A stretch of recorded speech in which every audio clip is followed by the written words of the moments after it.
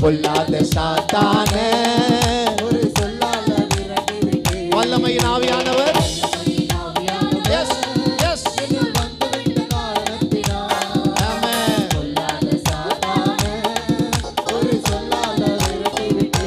அவர் ஆவி எனக்குள்ளே அந்த பயாவி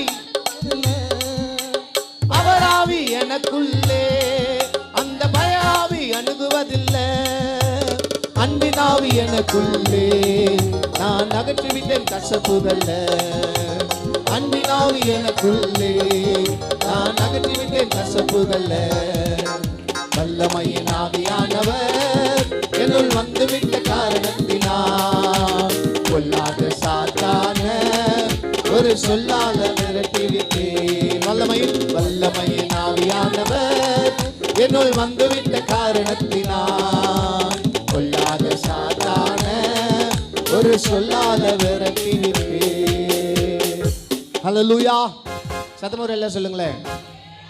சரி, அப்போஸ்தலர்கள் எல்லாரும் ஆவியின் அபிஷேகத்தை பெற்றுக்கொண்டார்கள். ஆனால் ஒரே இடத்தில் அவர்கள் அமர்ந்திருந்த பொழுது அந்த அபிஷேகம் வீணாக போகிறது. ஆண்டவர் பார்த்தா, நான் உன்னை அபிஷேகத்தது இதற்காக அல்ல, நீ எல்லா இடங்களும் சென்று என்னுடைய நாமத்தை நீ பறைசாற்ற வேண்டும், எனக்காக நறுமணமாய் நீ வீச வேண்டும் என்று ஆண்டவர் அவர்களை அங்கிருந்து அவர்களை அனுப்பினார். ஒவ்வொருவரும் ஒவ்வொரு திசையிலே போனார்கள். எந்த திசையிலெல்லாம் அப்போஸ்தலரை காலடி வைத்தார்களோ அங்கெல்லாம் எழுப்புதல் உண்டாயிற்று, ரட்சிப்பு உண்டாயிற்று. அல்லேலூயா. பிலிப்பு என்பவன் சமாரியா பட்டணத்திற்கு வந்த பொழுது சீமோன் என்கிற மாய வித்தக்காரன் அந்த பட்டணம் முழுவதையும் தன்னுடைய மாய வித்தையினாலே அவன் கட்டி வைத்துக் கொண்டிருந்தான். ஆனால் பிலிப்புவினுடைய கால் அங்கே பட்ட பொழுதோ எல்லா மாய வித்தைகளும் எல்லா மந்திர தந்திரங்களும் எல்லா பொல்லாத பிசாசின் ஆவிகளும் ஆண்டவராகிய இயேசு கிறிஸ்துவின் நாமத்தினாலே அந்த பட்டணத்தை விட்டு விலகி ஓடியிற்று.